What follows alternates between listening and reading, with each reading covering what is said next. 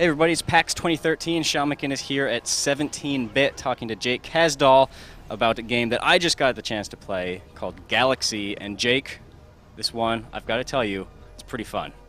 Thanks. Yeah, we're pretty proud of it. It's a very different game. It's a big departure from what we've done before with the turn-based strategy stuff. Thought we'd try our hand at a classical sort of action game and turn it all up with the 17-bit trimmings. Yeah, so you guys are doing something really cool here because you've taken the sort of like core action of a retro shoot 'em up, but you've added this very big modern wrapper around it. Tell me about the structure of the game. So the structure of the game, I mean, it's really inspired by modern combat shooters like Far Cry, Halo, stuff like that.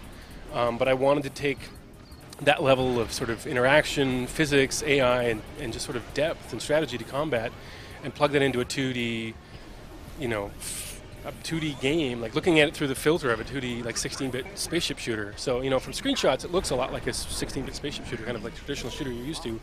But once you start playing, you realize that it's very physics-driven. It's all about the weight and the drift and the mass of your ship and kind of, judging your speed and your lines.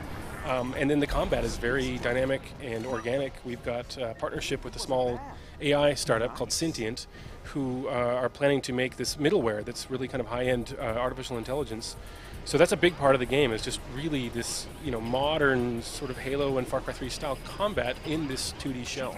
Yeah, it's interesting they mentioned Halo because that is definitely one of the comparisons I felt while I was playing. Each of these enemy types seems to have their own different AI profiles, and it's a very kind of like sandboxy way of encounters, right? Yeah. No, it's this is kind of an open world style gameplay where they've got multiple missions at any given time, and it's kind of a big, open world that's got all kinds of. It's got an ecosystem. There are enemies out on patrol looking for you. There are different factions that don't get along. You've got the Imperials, the classic sort of space bugs. The entire game is really driven on this aesthetic of sort of the early '80s spaceship animes like the Macross and the Yamato, Star Blazers, Voltron, that sort of thing. Along with the 16-bit shooters like the R-Types and Gradius, that sort of thing. So we've got the classic, the space bugs, the space pirates, the Imperials. Anybody that's ever watched something like Macross or Star Blazers is definitely gonna feel right at home here.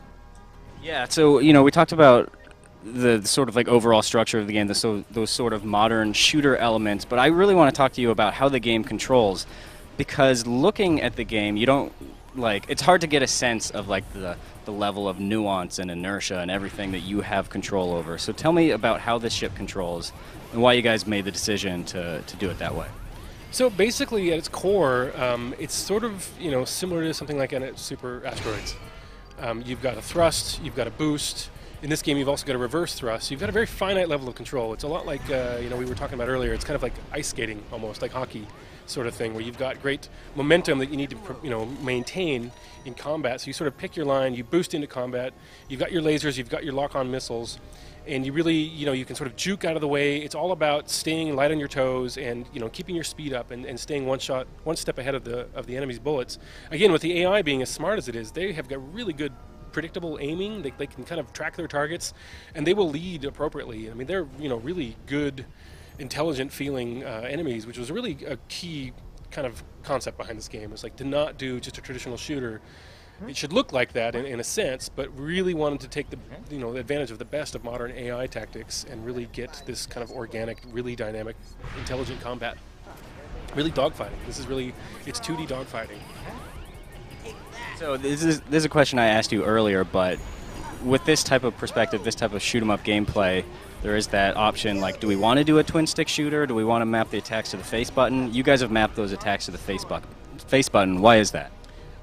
Twin-stick shooters are fun. It's a very different kind of game. Like, it's much more arcadey and shmuppy. This is definitely not a shmup. This is an adventure game. It's an adventure action game, and I really wanted the player to feel a level of control that is, very intimate. I mean, you really need to judge everything about it. I mean, it really is like playing a first-person shooter in an overhead thing, an overhead view.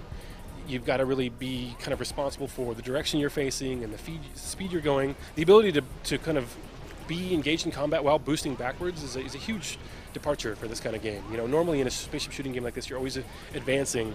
Everything's coming at you from the front. Something like R-Type or something, sometimes you've got attacks from the back. But there's attacks from everywhere, and you're super aware of your surroundings and utilizing the environment at every turn in every single direction around you. So we really wanted to get away from the idea of a twin-stick shooter, and really move towards just this, doing the best we could to mimic sort of an FPS in 2D. And there is a sort of a progression arc to all of this, right? We're kind of goofing around in the sandbox right here, but it's not time that's gone to waste. You're collecting scrap, and there's an economy, and you're actually building up your ship, right? Yes, you're collecting crystals, you're collecting scrap money for upgrading your ship and powering up your ship. You'll find, different kinds of power-ups.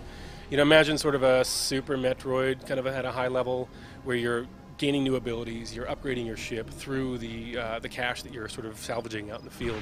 The asteroids have, cache and stuff hidden in them. There's bits of space wrecks and like old ships that have been in battles before that have, treasures left in them. So destroying those will allow you to sort of, just cache up. I mean, it really is sort of not really a grind, but there's a lot to do while you're out in space, and you're not wasting time, like you said. There's lots of stuff that you're collecting, and you're constantly moving towards a goal of powering up your damaged mothership, and you're deep behind enemy lines. And so the more scrap metal you have, the more warp crystals you gain, the further you'll be able to jump into further levels, stuff like that. So yeah, you're constantly engaged. And you mentioned to me earlier that you're sort of like visiting these sort of like different worlds and kind of like exploring these different maps, and some of them are in fact procedurally generated, right? Yes, that's correct. We will have some kind of key hand-tuned story bits and sort of the major missions, but we also want to have an element of the traditional sort of action-adventure campaign stuff that's very story-driven, as well as wide open, lots of replayability in these procedurally generated worlds. When you're in deep space, the opportunities to just continue exploring forever are endless. So taking advantage of both those systems is something that we're currently focused on, and trying to figure out how we're going to pull this all together. The game's still got at least a year left or so, but the idea is that it will be infinitely playable. Yeah, and I was pretty surprised when you said that the game is still a year off, because if you told me that this was a PS4 launch title, I would believe you. That's how much fun I was having with this game. What else are you guys working on with this? Well, content, story, character development. We still have the fourth faction to really flesh out. A lot of just the different levels and stuff. I mean, this is what's called our vertical slice. It's sort of our PAX demo is pretty much representative of all the gameplay stuff that we have in the game right now. It is very polished, and it's very, ready for presentation finally. Like, it's kind of coming in hot here tonight. It's the night before PAX. We're still sitting here cranking away, fixing bugs and stuff. But there's just a lot of content left to be made. But, this is very representative of what the final game will be like. All right, Jake. Well, thanks a lot for your time. Thank you very much for coming down.